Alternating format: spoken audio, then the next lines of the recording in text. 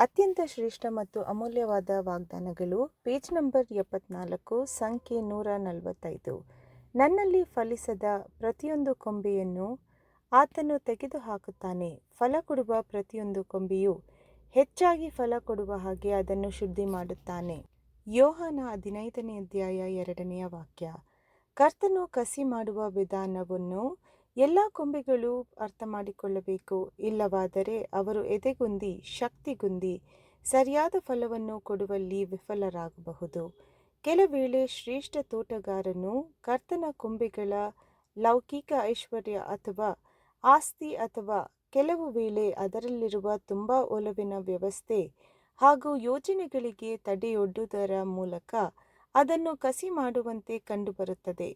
ಕೆಲವೊಂದು ಸಮಯದಲ್ಲಿ ಉಪದ್ರವವನ್ನು ಅನುಮತಿಸುವುದರೊಂದಿಗೆ ಹಾಗೂ ಹೆಸರು ಕೀರ್ತಿಗೆ ಹಾನಿಯುಂಟು ಮಾಡುವುದರಿಂದ ಕಸಿ ಮಾಡುತ್ತಾರೆ. ಮತ್ತು ಕೆಲವು ವೇಳೆ ನಮ್ಮ ಹೃದಯದ ಬಳ್ಳಿಯ ಕುಡಿಯು ಲೋಕದ ಗೆಳೆತನದೆಡೆಗೆ ಬಲವಾಗಿ ವಿಸ್ತರಿಸಿಕೊಂಡಿರುವುದಕ್ಕೆ ಹಾನಿಯಾಗಲು ಅನುಮತಿಸುವುದರ ಮೂಲಕ ಕಸಿ ಮಾಡುತ್ತಾರೆ. ಕರ್ತನ ಜನರಾದ ಅನೇಕರಲ್ಲಿ ಕೆಲವರು ನಮ್ಮ ಜೀವನದ ಬೆಲೆಯುಳ್ಳ ಪಾಠಗಳನ್ನು ಹಾಸಿಗೆಯ ವೇದನೆಯ ಮೇಲೆ ಕಂಡುಕೊಂಡಿದ್ದಾರೆ. ಅಂತಹ ಕಸಿಯು ಎದೆಗುಂದಿಸುವ ಬದಲು ನಮ್ಮನ್ನು ಪ್ರೋತ್ಸಾಹಿಸುವ ಮೂಲವೆಂದು ಸರಿಯಾಗಿ ಅರ್ಥ ಮಾಡಿಕೊಳ್ಳಬೇಕು. ನಾವು ಗ್ರಹಿಸಿಕೊಳ್ಳುವುದೇನೆಂದರೆ, ಇಂತಹ ವಿಶೇಷ ಕಸಿಯು ನಮ್ಮ ಅತ್ಯುತ್ತಮ ಹಿತಾಸಕ್ತಿಗಳ ಮೇಲೆ ಗಮನವಿರಿಸುತ್ತಾರೆ ಎಂದು ಗ್ರಹಿಸಿಕೊಳ್ಳುತ್ತೇವೆ. ಆಮೆನ್.